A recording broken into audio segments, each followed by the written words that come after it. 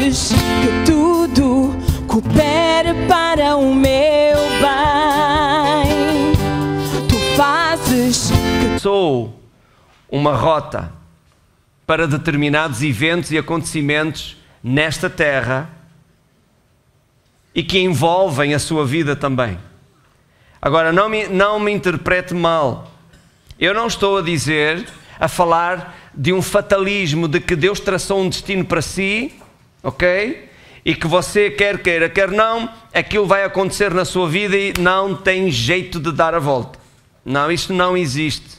E nem faz qualquer sentido nas Escrituras.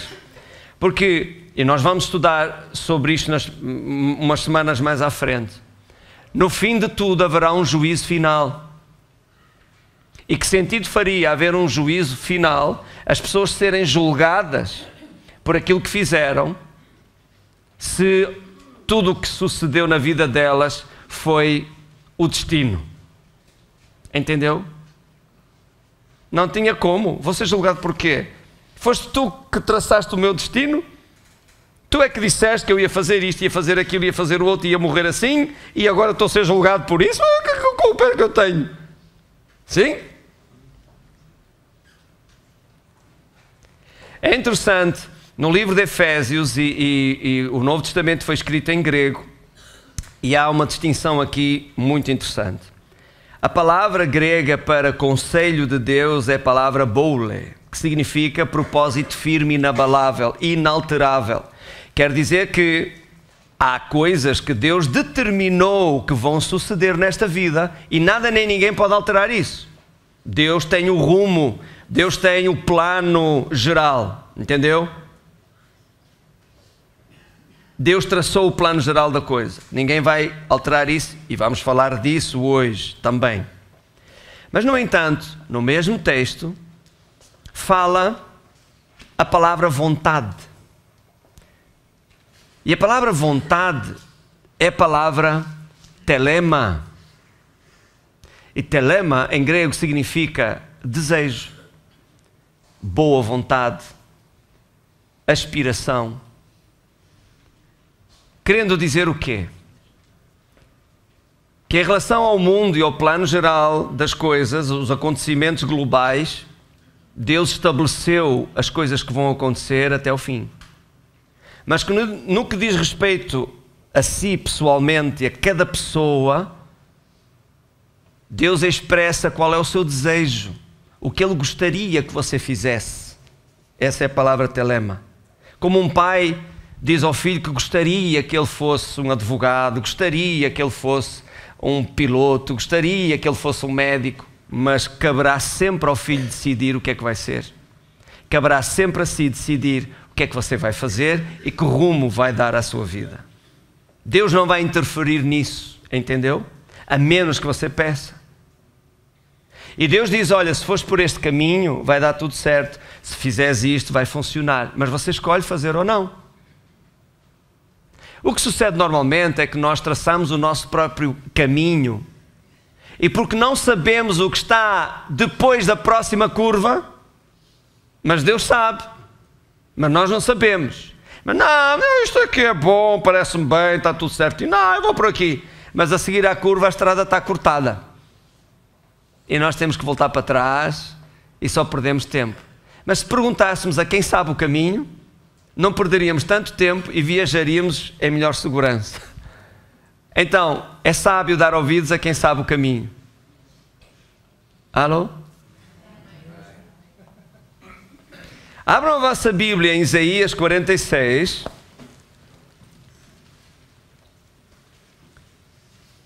Versículo 9 é o texto-chave que nós estamos a utilizar nesta série.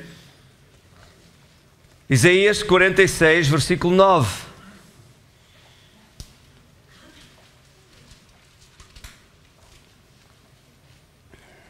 Diz assim: lembrai-vos das coisas passadas desde a antiguidade, que eu sou Deus e não há outro Deus, não há outro semelhante a mim. Está a ver? Não há outro Deus. Os homens fazem muitos, mas é tudo criação dos homens. Versículo 10. Que anuncia o fim desde o princípio. Diga comigo, anuncia o fim Desde o princípio. Porque é que Deus anuncia, o Todo-Poderoso anuncia o fim desde o princípio? Não é para nos impressionar com as coisas que Ele sabe, entendeu? Ele anuncia o fim desde o princípio para nos preparar. Ou melhor, para que nos preparemos para as coisas que estão para vir, para suceder, às quais não podemos fugir. Continuamos. Anuncia o fim desde o princípio e desde a antiguidade as coisas que ainda não sucederam. E que digo, o meu conselho será firme. Farei toda a minha vontade. É? Parece às vezes algumas senhoras a falar em casa. Não, da minha vontade. Bem, versículo 11. Não está aqui nenhuma assim, glória a Deus. Que chama a ave de rapina desde o Oriente e o homem do meu conselho desde terras remotas, porque assim o disse. E assim acontecerá, eu determinei e também o farei. Mais nada. Olhe para mim. Isto era o que eu me referi há pouco. Há coisas que Deus determinou e nada nem ninguém pode alterar isso. Por exemplo, Deus determinou que o pecado seria julgado. Deus determinou que enviaria o Messias para salvar a humanidade. Deus determinou que quem crê em Jesus recebe a remissão dos seus pecados. Deus determinou que quem rejeita Jesus irá à perdição eterna. Ninguém pode alterar isso. Oi, pastor, vamos orar agora para as pessoas que rejeitam Jesus não vão para o inferno. Oh, irmão, está a perder tempo. Por exemplo, Jesus anunciou que Jerusalém seria destruída, não ficaria pedra sobre pedra que não fosse derribada. Disse que os seus muros seriam sitiados. Ele falou isso no ano 33, mais ou menos. Mas no ano 60, o general Tito sitiou Jerusalém, ok? Derrubou os seus muros, matou todos os que lá dentro estavam, conforme Jesus predisse, e destruíram o templo. Não ficou pedra sobre pedra que não fosse derrubada. Não valia a pena os judeus juntarem-se para isso não acontecer, porque a palavra já tinha sido dada e nada nem ninguém poderia alterar isso. Entendeu? Por exemplo, 680 a.C., o profeta Isaías, ou Deus pela boca do profeta Isaías, anunciou que uma nação nasceria num só dia e uma terra se faria num dia só. E no dia 14 de maio de 1948, as Nações Unidas decretaram o Estado de Israel na Palestina. Num só dia nasceu uma nação. Entendeu? Então, o que nós estamos a ver é o que é que está para acontecer ainda. Porque certamente aquilo que Deus falou no passado e que já aconteceu, certamente, repito, o que Ele falou e que está ainda no nosso futuro também irá acontecer. E é prudente dar ouvidos a isso e contar com isso. 30% das Escrituras referem-se a eventos futuros. Claro que, ao longo da sua história, o tempo foi avançando e aquilo que antes era um evento futuro acabou por se cumprir e hoje já é história, como alguns que eu acabei de referir. Mas há outros que todavia não se cumpriram. E nós não podemos ter a presunção de achar, não, mas isto é, não. Ei, aquilo que já é história foi predito antes e aconteceu. Quem nos garante que o que está predito para o nosso futuro não vai acontecer também? Você tem alguma garantia que a partir daqui é tudo engano? Não, amigo. A mesma palavra, o mesmo Deus que disse o que sucedeu no passado, Ele também disse algumas coisas que vão acontecer no nosso futuro. Então é melhor estar preparado para elas. Concorda comigo? Ok. Abram a vossa Bíblia em 1 de Tessalonicenses, capítulo 4, versículo 13. A outra semana nós falamos sobre a ressurreição dos mortos. 1 Tessalonicenses. Se você ouve isto pela primeira vez, pode parecer um pouco estranho. Ressurreição dos mortos, o que é isto?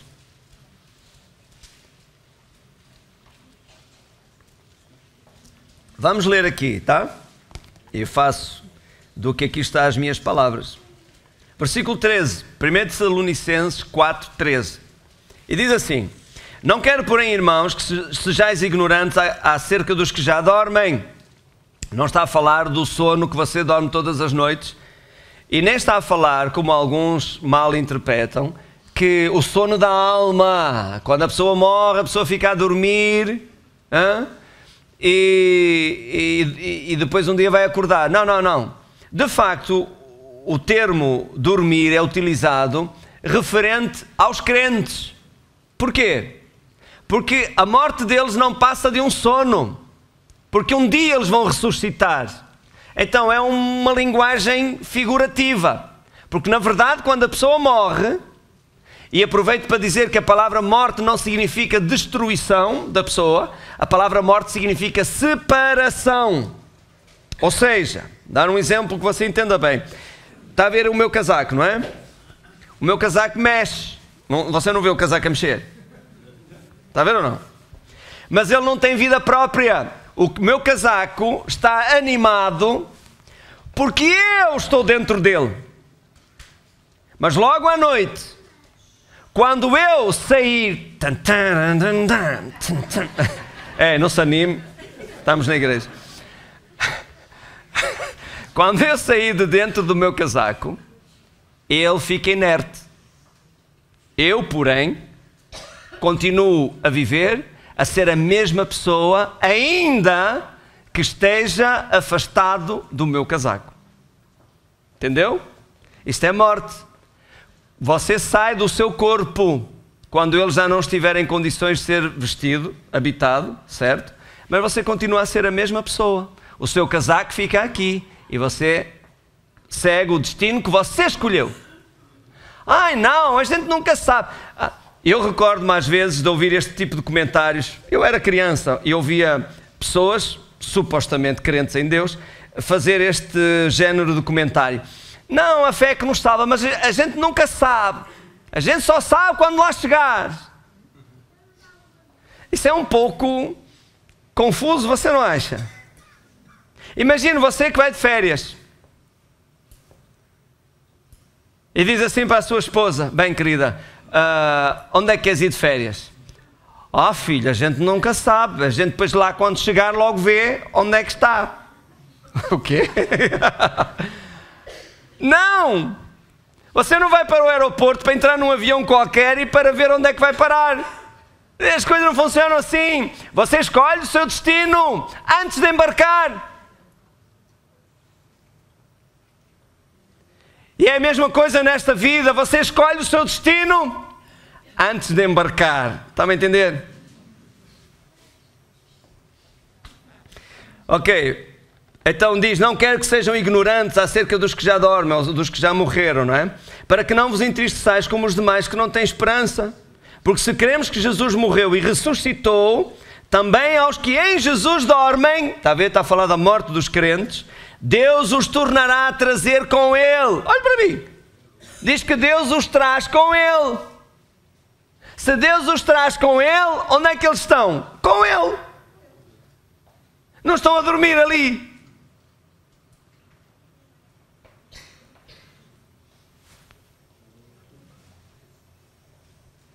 Aliás, nem podiam dormir, que pelo menos 5 anos depois o coveiro vai lá acordá-los.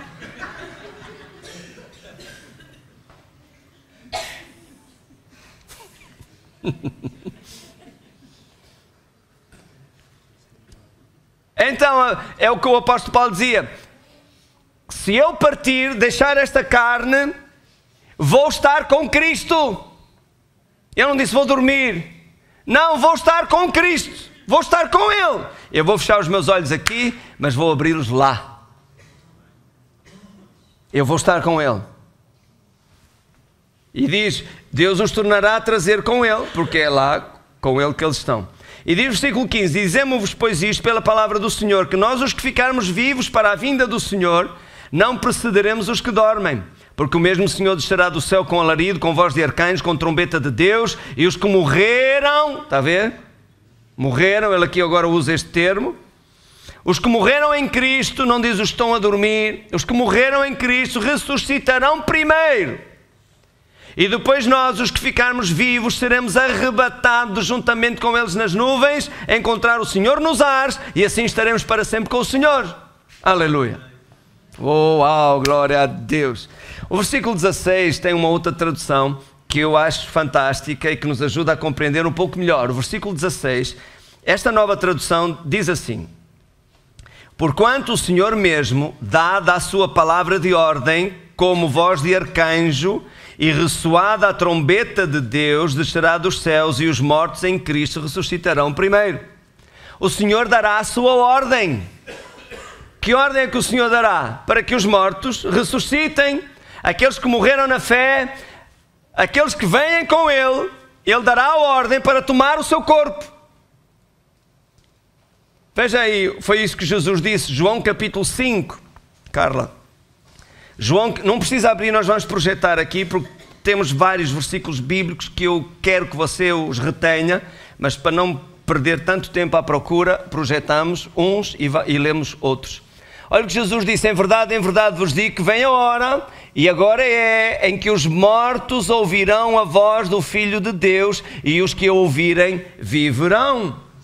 Jesus, quando voltar, e Ele disse que iria voltar, e Ele não virá para a terra ainda, mas Ele ficará no espaço, dará ordem. Imagina o vozeirão que vai ser, porque diz que é como uma voz de arcanjo e trombeta de Deus. A trombeta também vai soar.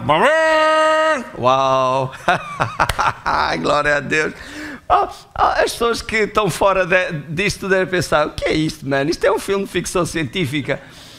De facto, mas vai haver o Júlio Verne, que há esses anos todos atrás falava de um barco que andava debaixo d'água, e naquele tempo as pessoas diziam ficção científica, e hoje qualquer pessoa não precisa nem sequer ter a 4ª classe para acreditar que há submarinos, sim ou não? Então prepare-se que isso também vai acontecer.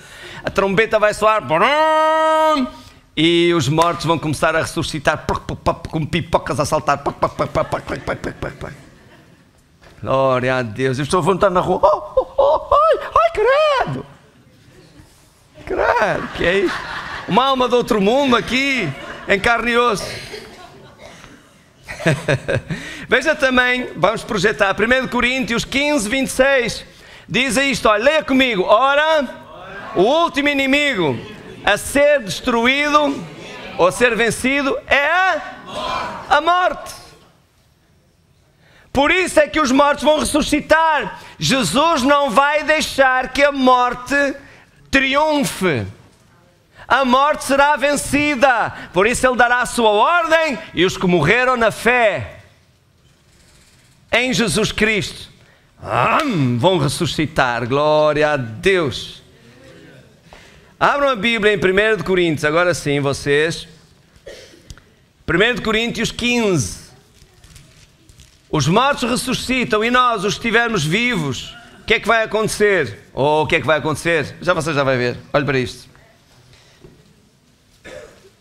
1 Coríntios 15, 51.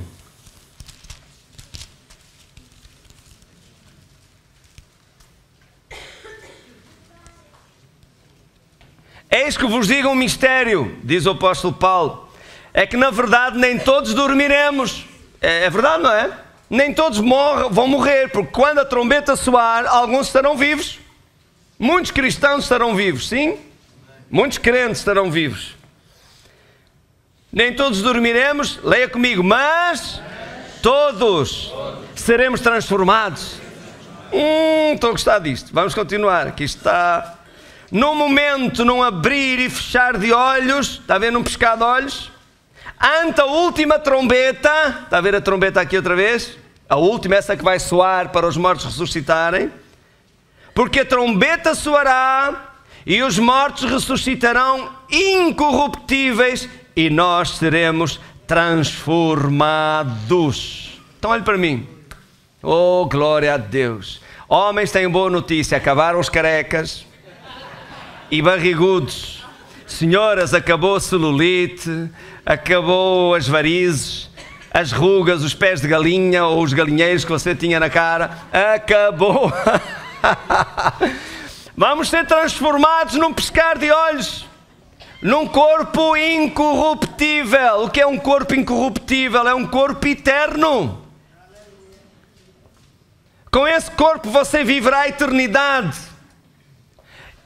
A sua fisionomia é a mesma. Lamento. Se você acha, olha só ao espelho e não gosta do que você vê, eu lamento, porque a sua fisionomia vai ser a mesma.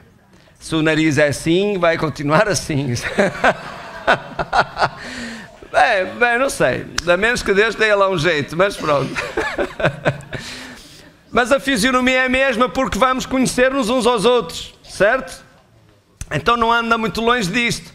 Só que a matéria que compõe o seu corpo é diferente. É incorruptível, não envelhece, não se estraga. E nós vamos ver um bocadinho do que é isso. 2 Coríntios 5,16, vamos projetar aqui para vocês e vejam o que a Bíblia diz aí. Olha aqui, está aqui já. Por isso, daqui por diante a ninguém conhecemos segundo a carne. E ainda, olha o que ele diz, ainda que tenhamos conhecido a Cristo segundo a carne, eles viram Jesus, comeram com Jesus, sim ou não? Viram Jesus a ser crucificado lá na cruz e a morrer e tudo, né? Nós o conhecemos segundo a carne. Contudo agora já não o conhecemos desse modo. O apóstolo Paulo viu Jesus cara a cara várias vezes. E ele está a dizer, olha, ainda que o tenhamos conhecido segundo a carne, ele já não é assim. Quando Jesus ressuscitou com um corpo destes, um corpo eterno, um corpo glorificado já, incorruptível, que não se estraga. Entendeu? Por isso é que ele está a dizer, olha, ele já não é assim como nós o conhecemos. Vamos ver aí também Lucas 24, 36, e é o próprio Jesus a falar do seu corpo glorificado. Diz assim, enquanto ainda falavam nisso, e eu quero fazer uma pausa aqui, os discípulos estavam fechados dentro de uma sala, com medo dos fariseus, entendeu? Foram momentos um bocado complicados, eles estavam com medo, então fecharam-se e estavam lá os 11. Vou dizer outra vez, estavam fechados, ok?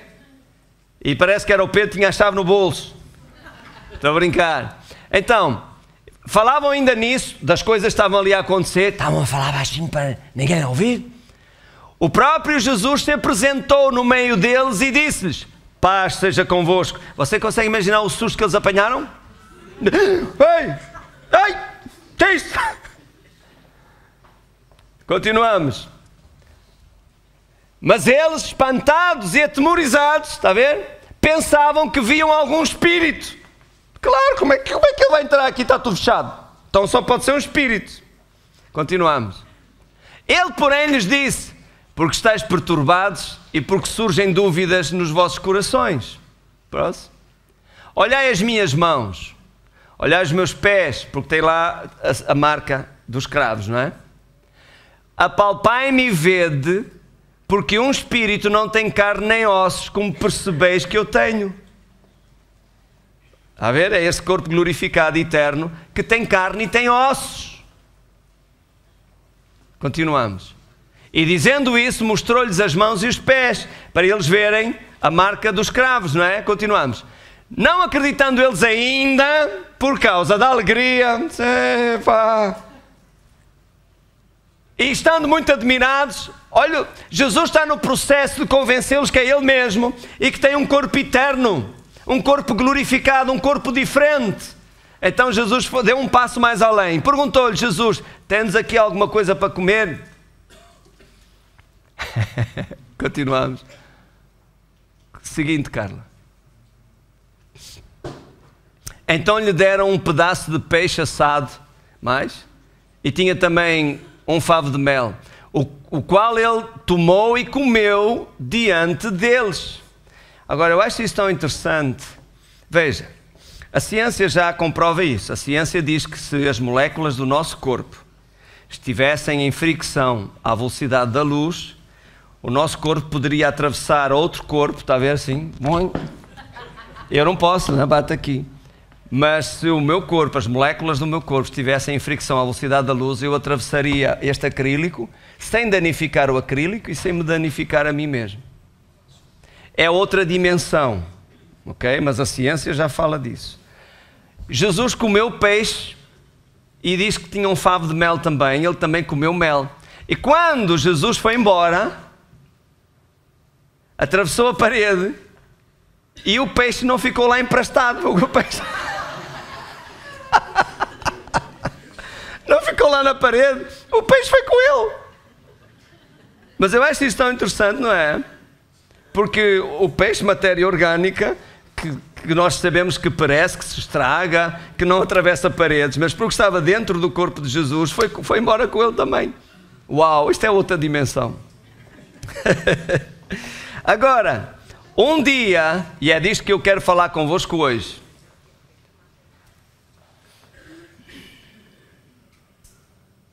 Nós acabamos de ler que seremos transformados para ser arrebatados, que os mortos vão ressuscitar com um corpo igual e vamos ser arrebatados. A palavra arrebatar significa puxar com violência.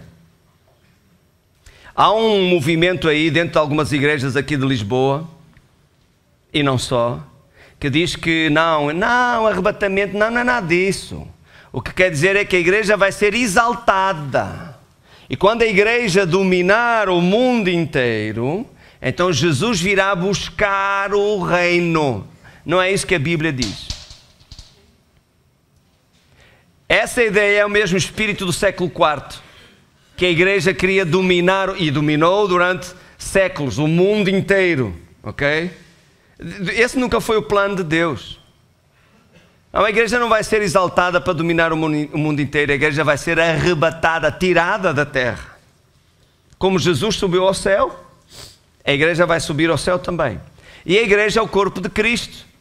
Veja então, o corpo de Cristo nasceu, viveu, morreu, teve um tempo morto e ressuscitou e foi arrebatado. O corpo de Cristo, Jesus. A igreja é o corpo de Cristo. A igreja nasceu, sabemos que morreu também, a chamada até a idade das trevas, ressuscitou por volta de 1500 com Martinho Lutero e todos os outros, John Wycliffe, John Huss, por aí fora, começaram a pregar o evangelho na mesma. John Wesley começou a pregar o evangelho para as nações e as multidões. A igreja ressuscitou, teve um tempo viva na terra como Jesus, e vai chegar o dia que, como Jesus, a igreja vai ser arrebatada também. E a questão não é se isso vai acontecer ou não, porque isso é o propósito firme de Deus. Ele vai fazer porque Ele já decretou que vai ser assim. A questão que se põe aqui é: estamos nós preparados para quando a trombeta soar, quando esse dia chegar? Esta é a grande questão. Você está preparado?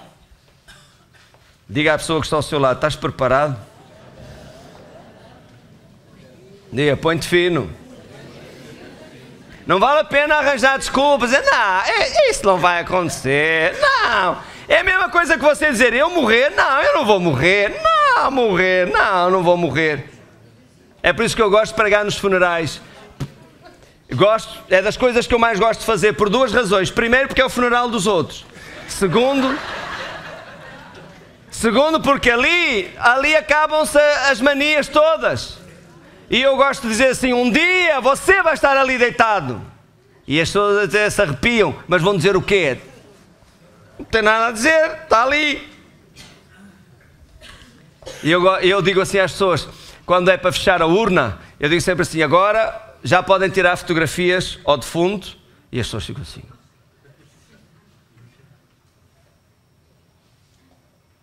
Eu digo, sim, vocês não amavam o defunto? Podem tirar fotografias para pôr na parede do vosso quarto, na mesinha de cabeceira, para se lembrarem dele.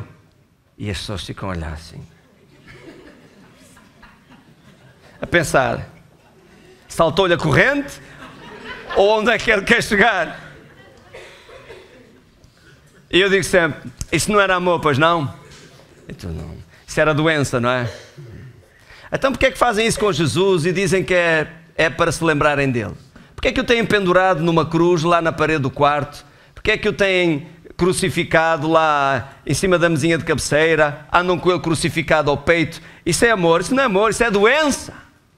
E eles, a ver aqueles perus engolem seco. Eu vou dizer o quê? Isso é ignorância. Está a ver porque é que eu gosto de pregar nos funerais? É por isso. Acaba-se as manias todas. Bem, então a igreja, a Bíblia fala de igreja ser arrebatada, os crentes, os santos, a noiva. É isso que nós vamos ver agora. Vamos projetar aqui João capítulo 14, versículo 2. E isto são palavras de Jesus. Veja, Jesus disse isto: na casa do meu pai há muitas moradas, e se não fosse assim eu já vos teria dito. Claro, Jesus teria dito, pessoal, olha, é assim, está um bocado complicado, nós temos falta de espaço, o condomínio é muito caro lá em cima, assim que nós estamos indo construindo conforme vamos podendo, não é? Então não cabe lá toda a gente. Jesus teria dito algo assim, não, vou-vos preparar lugar, há muito espaço lá, morada para todos. Continuamos, versículo 23, não é? E se eu for e vos preparar lugar, e ele já foi ou não? Foi. Virei outra vez, glória a Deus, e vos tomarei, está a ver? Para mim mesmo, para que onde eu estiver, estejais vós também. Quantos querem Jesus aqui? Quantos querem estar com Ele também aqui? Aleluia. Veja, vamos projetar aqui Lucas 24, 36, também são palavras de Jesus. Lucas 24, 36... Era aí, o Lucas está a chegar, está quase. Lucas era médico, então deve ter montes, se calhar estava em alguma cirurgia assim. Já chegou, está aqui. Enquanto ainda falavam nisso, o próprio Jesus... Não, a gente já leu este.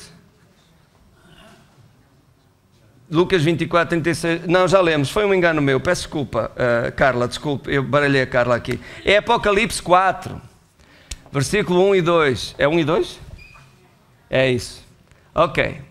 Peço desculpa. Depois destas coisas olhei... Então olhe para mim, espera aí. É o apóstolo João que está a escrever isto.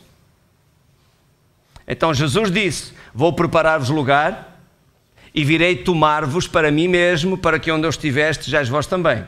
Ok? Agora o apóstolo João teve a revelação do Apocalipse. Jesus mostrou a ele as coisas que iam acontecer no final. Você começa a ler Apocalipse, capítulo 1, capítulo 2, capítulo 3, a cronologia, e capítulo 4, a cronologia está correta. Também os últimos 3 capítulos estão corretos, mas no meio não há uma ordem cronológica dos acontecimentos, porque João escreveu, estava exilado na ilha de Patmos, na Grécia, e ele escreveu em peles de cabra e não numerou as peles. Entendeu? Então, os escritores, quando juntaram esses escritos, não os puseram na ordem correta, que eles também não sabiam. E eu acho, é só o que eu acho, é que é de propósito, não sei, ok? O livro do Apocalipse não é para você decifrar quem é o cavaleiro branco, quem é o cavaleiro vermelho, e o amarelo, e este... Calma aí. O livro do Apocalipse é para você estar preparado para o que está para acontecer. Certo? Então João, veja, isto é Apocalipse capítulo 4. Até o final do capítulo 3, Jesus fala das 7 cartas às 7 igrejas. Não significa necessariamente que foram cartas específicas dirigidas a igrejas específicas, existentes na época. Não. Há uma linguagem figurada aqui. O 7 em Apocalipse é o símbolo daquilo que está completo. É o fechar de um ciclo. Por exemplo, de 7 em 7 dias fechou-se o ciclo da semana. De 7 em 7 anos fecha-se o ciclo da renovação das células do nosso corpo. De 7 em 7 ondas do mar, uma é maior. Sim? Então, o 7 significa aquilo que está completo. E quando Jesus mandou 7 cartas às 7 igrejas, Jesus está a referir-se às diferentes épocas pelas quais a era completa da igreja passaria na terra. E a última carta, a 7ª carta, a última era da igreja, ou fase, é a igreja de Laodiceia. E, infelizmente, não é das melhores. Diz que os crentes serão mornos, que é um tipo de crente que está conformado com o mundo, é estilo crente Raimundo, que tem um pé na igreja, outro no mundo. Está a ver o Raimundo? Ok, Deus, ok, tudo bem, mas não muito, que eu também tenho que me divertir, também tenho a minha vida, também tenho as minhas coisas que eu quero fazer, portanto, está bem, vai-se lá ao domingo quando der, mas, por exemplo, sempre que há qualquer coisa, servir a Deus fica de parte, porque há que dar atenção a qualquer coisa que surja. Vá. Isto é o estilo de vida que os crentes vão viver nestes últimos tempos, onde nós já estamos. A última fase da igreja na terra. Por isso é que Jesus disse, quando o Filho do Homem vier, porventura achará fé na terra? E estou eu aqui a esfalfar-me todo, eu e tantos outros, a pregar o Evangelho para que você tenha fé, para que você sirva a Deus, para que você se chegue a Deus. Está a ver? E graças a Deus que quando a trombeta soar, não vai ficar nenhum dos que aqui estão. Amém? Não é Deus. Nem eu. Amém. Amém? Olha o que eu lhe digo. Se você me quer dar ouvidos, dê ouvidos agora. Não é depois. Depois eu não vou estar cá para você me ouvir. Só se ouvir os CDs. Eu até posso ficar com eles todos. Mas já não lhe vai servir de muito. Então, se me quer dar ouvidos, dê-me ouvidos agora. O que é que eu disse? Agora. É agora. Quando eu digo, vamos semear para a obra de Deus, não dê ouvidos ao diabo que fica a dizer, a buzinar nos ouvidos. Deixa-te de coisas. Não faças isso. Quando eu digo, venha orar, venha às reuniões, vamos servir a Deus. Pastor, não tenho tempo. Depois você vai ter. Depois você vai ter. Então dê-me ouvidos agora, ouça-me. Pela sua vida eterna, ouça-me. Não, eu digo isto porque haverá uma segunda oportunidade para os que ficarem, mas vai ser um preço muito alto. Sabe o que é isso? É mesmo. O anticristo vai ser encarregado de fazer isso, para os que quiserem manter a sua fé em Jesus. Bem, então depois destas coisas, depois da era da igreja na terra, vejam o que sucedeu. Isto refere-se ao arrebatamento. Eis que estava uma porta aberta no céu. Então, no céu, João ainda está na terra. E olhou, até o capítulo 4, tudo o que João vê é da terra para o céu. Mas agora as coisas vão se inverter. Ele viu uma porta aberta no céu e a primeira voz que ouvira, ouça bem, voz como de trombeta. Aquela mesma voz que dará a ordem. Lemos em 1 Tessalonicenses 4,13, como trombeta de Deus, e os mortos ressuscitarão. É Jesus. Aquela primeira voz que eu ouvi como de trombeta falando comigo disse, sobe aqui. Oh, glória a Deus. E a trombeta vai soar, está a ver? Aquela voz como de trombeta de Deus para dar ordem aos mortos para ressuscitar. E a mesma voz vai dizer para todos, subam aqui. Oh, glória a Deus. E a gente vai. O pastor acredita mesmo nisso? Oh, eu sou um crente. E quer ver uma coisa? Se eu estou enganado, não perdi nada. Agora, se por teimosia, não acredito nisso. Não, isso não vai acontecer. Prove-me lá a mim que isso não vai acontecer. Não tem como, mano. Então, correr riscos para quê?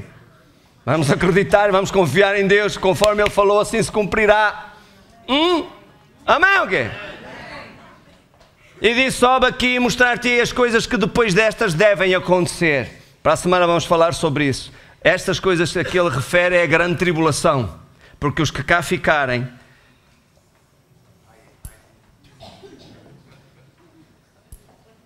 então, tudo o que João vê a partir do capítulo 4, ele não vê mais da terra para o céu, mas ele contempla as coisas do céu para a terra, as coisas que vão acontecer depois. É que é o arrebatamento da igreja. Glória a Deus. Agora, a triste notícia é que nem todos serão arrebatados. Há bocadinho eu disse que não ficará nenhum. Claro, este é o desejo do meu coração. Quem é que não deseja o melhor para os seus filhos? Vocês são meus filhos. Mas a verdade é que nem todos serão arrebatados. Obviamente não me estou a referir a pessoas aqui, não é? Não sou juiz de ninguém e nem sequer eu desejo isso. Mas sei que vai ser assim no mundo inteiro. Muitos cristãos que frequentavam igrejas vão ficar. Imagina a tristeza que vai ser. Imagine mais do que isso. Imagine a consciência pesada de cada um em saber isto. O pastor tantas vezes dizia para eu orar mais. O pastor dizia para eu deixar a vida de pecado. O pastor dizia para eu vir às reuniões, para aprender a palavra de Deus, para conhecer a Deus, para me chegar mais a Ele. Ou o pastor dizia tantas vezes para eu servir a Deus, e sempre eu tinha uma desculpa. Sempre tinha uma desculpa para não ir à igreja. Estava cansado, domingo era o único dia que eu tinha para descansar. Meu filho, descansa agora não tens mais igreja para ir. Orar também estava cansado, às vezes passava aquele filme, às vezes dava a bola, não podia deixar. Às vezes estava na reunião e atendia o telefone. Então agora não posso falar. Estou na reunião. Então liga-me mais tarde. Ou então saía para atender o telefone. Não estou a condenar ninguém. É só dar um exemplo para descontrair um bocado. Mas percebem onde o que eu quero dizer? Onde eu quero chegar? Entende? Imagina o que vai ser essas pessoas saberem assim. E agora? Agora, se eu quiser ir para onde eles estão, eu vou ter que pagar um preço bem alto. Eu não quis pagar um preço tão pequeno. Servir a Deus, chegar-me a Ele, buscá-lo de todo o meu coração. E agora, se eu quiser reter a minha salvação, eu vou perder a cabeça. Entendeu? Nós vamos falar disso mais à frente. Abram a vossa Bíblia em Lucas 17. Portanto, dê-me ouvidos agora. Entendeu? Não fica a pensar, lá vem ele outra vez, e nunca mais se cala, e a reunião dura quando? Isto acaba a que hora? Acaba quando tiver que acabar. Dê-me ouvidos. Ouça-me. Entendeu? A voz é minha, mas as palavras são de Deus dirigidas a si. Sirva a Deus, arrependa-se dos maus caminhos, arrependa-se daquilo que você sabe que magoa o coração de Deus. Ore, busca Deus na sua casa, vá a um grupo familiar. O grupo familiar não está ali para lhe roubar o seu tempo, está ali para ajudá-lo a crescer no conhecimento de Deus. Venha às reuniões, traga os seus amigos também. O assunto é sério. Jesus não vai avisar previamente, meus filhos, ou para ser escrito no céu para todo mundo ver, daqui a 4 meses, no dia 17 de abril, às 17h30 da tarde, não é? 17, obviamente, é o arrebatamento. Ele não faz isso. Sabe o que é que ia acontecer? Cada um ia andar na gandaia, como se diz lá no norte, e no dia, que dia que era? 17. Dia 17 de abril, às 17 horas, porque era às 17h30, não é? Às 17 horas é que o pessoal ia pôr a vida em dia. Entendeu? Mas cristianismo não é religião, cristianismo é uma relação pessoal com Cristo. Deus não tem netos, Deus só tem filhos. Lucas 17:34. E digo-vos que... Olha, eu até disse às 17h30, mas parece que é de noite.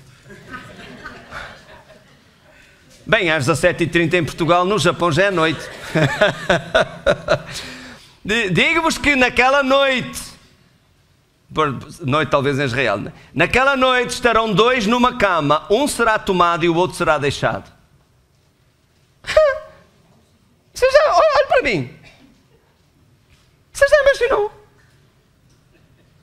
O casal está lá na cama, ou podem estar a dormir um para cada lado,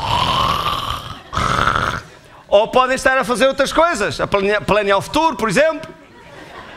Sim ou não? Não sei o que é que você está a imaginar, mas pode acontecer. E de repente, um vai embora. Oh! Então não podia esperar mais pelo menos um minuto? Ok, bem, vamos continuar aqui. Não, mas... Entende? As pessoas vão ficar perplexas. O que é que aconteceu? Desapareceu daqui? Onde é que foi? Tony, oh Tony! Vai procurar o Tony debaixo da cama. Tony, onde estás, Tony? Anda cá, Tony! Não me faças isso, Tony! E o Tony, já era, pai, eu já nem quero saber de mais nada. Ele está, a caminho de se encontrar com o Senhor nos ares. Vamos continuar a ler. Versículo 35. Duas estarão juntas moendo. Uma será tomada e outra será deixada. Dois estarão no campo, um será tomado e o outro será deixado. Uau! Então olhe para mim. Você consegue imaginar a confusão que vai ser? Eu quero mostrar-vos um vídeo daqui a pouco para você ter uma pequena ideia do que vai acontecer no mundo inteiro quando começarem a descobrir que à mesma hora, no mesmo instante, milhões de pessoas desapareceram sem deixar rastro. Que as crianças da maternidade desapareceu tudo. Que as grávidas deram à luz antes do tempo e viram os seus filhos a ser arrebatados também e elas a ficarem. Olha, não vai ser uma coisa muito doce. 2 Timóteo 2,19, vamos projetar aqui para você ler. Diz assim: todavia o firme fundamento de Deus permanece tendo este selo. É um selo, uma marca, entendeu? Um comprovativo. O Senhor conhece os que são seus. Espera lá, parece que Deus... O Senhor conhece os que são seus. Eu não conheço o que você faz em sua casa. Eu não sei quanto tempo você ora por dia ou por semana. Eu não sei a sua vida pessoal. Só sei o que você me contar e você só me conta o que você quiser. Sim ou não? É um dos problemas dos aconselhamentos. É que a pessoa vem e só conta metade da história. E a gente fica com uma ideia completamente diferente e aconselha uma coisa e o pastor é que disse. O pastor disse baseado no que você lhe contou. Porque se tivesse dito a verdade toda, talvez a resposta até não lhe agradasse tanto. Então, o Senhor conhece os que são seus.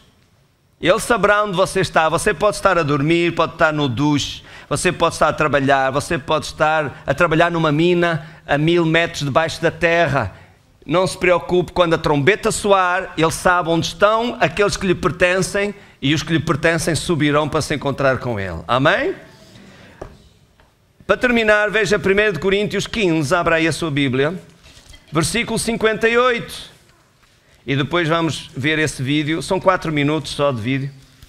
1 Coríntios 15.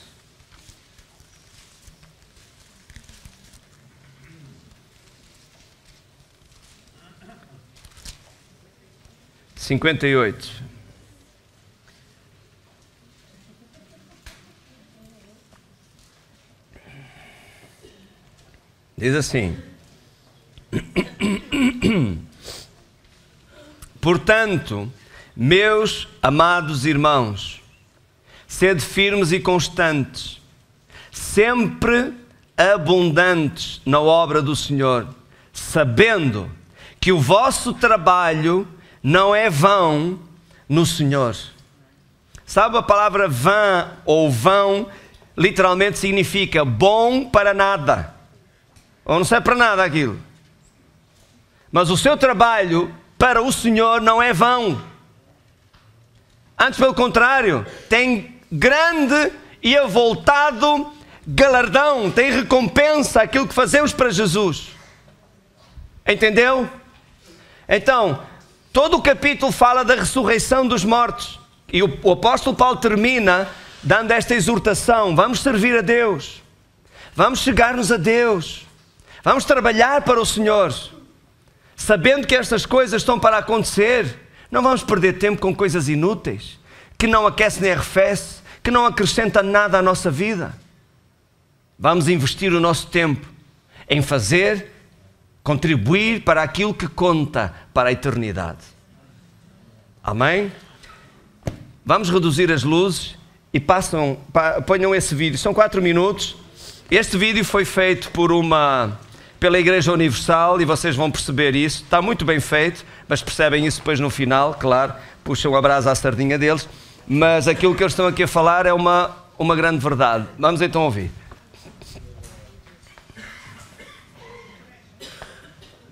Isso. Força. Isto é um noticiário. Imagine naquela noite. Ninguém dorme. O plantão do Jornal da Última Hora informa.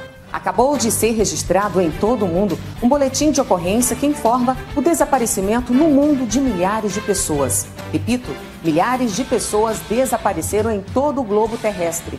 Não se tem um número exato, mas presume-se que tenha alcançado um número bem maior que o anunciado, podendo se tornar em milhões, segundo as autoridades.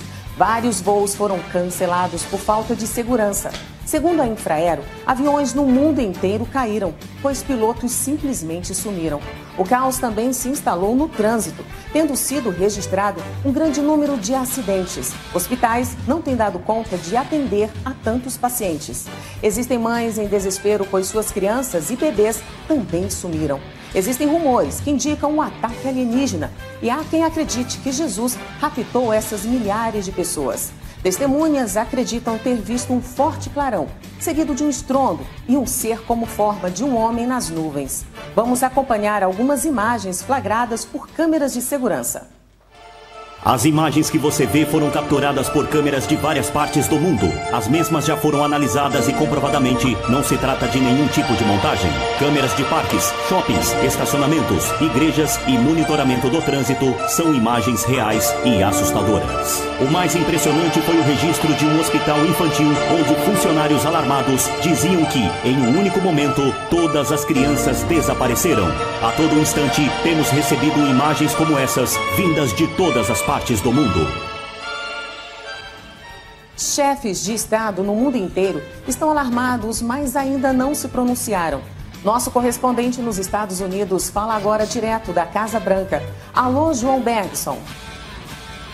Olá, Cristina Lima, aqui nos Estados Unidos, bem como na Inglaterra, Japão, no Canadá, na Grã-Bretanha, enfim, em todo mundo o caos está instalado. Vários acidentes aéreos foram registrados, ainda não se pode calcular o número de vítimas. O trânsito também sofre com tal fenômeno, sendo registrado o número recorde de congestionamento. Os trens estão parados. O trem de Chicago, no leste do estado de Dakota do Norte, também não está operando. Várias chamadas pelo 911 de todo o país. Chamadas de Nebraska, Nova York, Arizona, do Kansas, da Flórida, de Ohio, Mississippi, de Nevada, da Virgínia, chamadas do Texas, de Washington, de Utah, Louisiana, do Colorado, da Geórgia, de Michigan, de Nova Jersey. Enfim, chamadas de todo o país pelo 911, chegando até a congestionar as linhas. Várias igrejas evangélicas não abriram suas portas no dia de hoje. Mesmo assim, foram invadidas pelos fiéis e permanecem lotadas durante o dia inteiro. Todos aguardam um pronunciamento por parte do governo, que ainda não aconteceu. Cristina, nós ficamos por aqui. Voltamos a qualquer momento com mais informações. Nossa reportagem procurou o líder da Universal, mas o mesmo também havia desaparecido juntamente com sua família. Muitas de suas igrejas Universal não abriram as portas, pois um número muito grande de seus pastores também está desaparecido. Os que foram Amém. encontrados não aceitaram falar com nossa equipe Amém. e não queriam gravar nenhuma entrevista. Inclusive, tentamos falar com um dissidente da Universal que abriu sua própria Esse igreja, ficou. mas ele disse que não se pronunciaria sobre o que aconteceu. Amém. Fiéis de várias denominações Ok. dizem que aconteceu o arrebatamento da igreja. Ok. Amém. Desculpe lá, Carla, continua, porque vai dizer uma coisa Perguntados interessante. sobre o porquê de não terem sido levados com os outros, muitos lamentavam e choravam, dizendo que poderiam ter levado Jesus mais a sério. Encerramos por aqui. Outras notícias logo mais no nosso Ok. telejornal, ou podemos voltar a qualquer momento trazendo mais informações. Ok. Eu acho que está, obviamente foi feito pela Universal, e amém, desejo que assim seja, amém. Mas, espera aí, linda, espera aí, já faz, está bem? Deixa-me só dizer isto. Está muito bem feito, e isto é uma figura do supostamente o noticiário na noite desse dia que se der o arrebatamento. Entendeu? Ninguém procura mais cama para dormir, as pessoas querem lá saber de dormir. Querem alguma informação que explique o que aconteceu. Claro que aqueles que iam às igrejas de vez em quando, ou que os amigos lhes falavam, vão perceber o que aconteceu, mas saberão que para eles é tarde já. E aquilo que vai começar a seguir a este evento vai ser muito mau para quem cá ficar. E é isso que vamos estudar na próxima semana. Então, irmãos,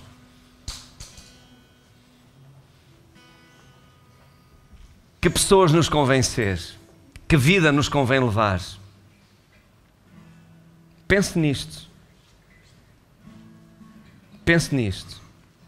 Imagine aquela pessoa que vai naquele avião, cujos pilotos eram crentes fervorosos.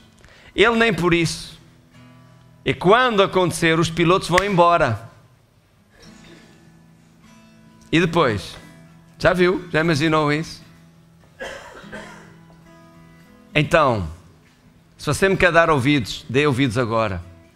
Agora, passo a expressão, vou ser chato convosco, teimoso, insistente, perseverante, porque eu creio nestas coisas. Eu creio nisto que eu vos falo, porque é a palavra de Deus.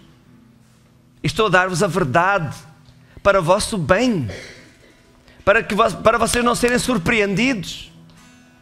Ou melhor, na verdade todos seremos surpreendidos, porque vai ser surpresa, não sabemos o dia nem a hora, mas para que você esteja preparado para quando isso acontecer. Então vamos servir a Deus, vamos dar para a obra de Deus, vamos dar não é só as nossas finanças, conforme Deus nos orienta e nos dirige, nos manda na sua palavra, mas vamos dar também o nosso tempo, os nossos talentos, os nossos dons. Tudo o que nós pudermos para ganhar mais pessoas para Jesus, para aprender mais de Deus, para nos chegarmos mais a Ele. Porque o tempo é agora que vale a pena fazer isso, não é depois. Vamos ficar de pé e vamos ouvir esta música.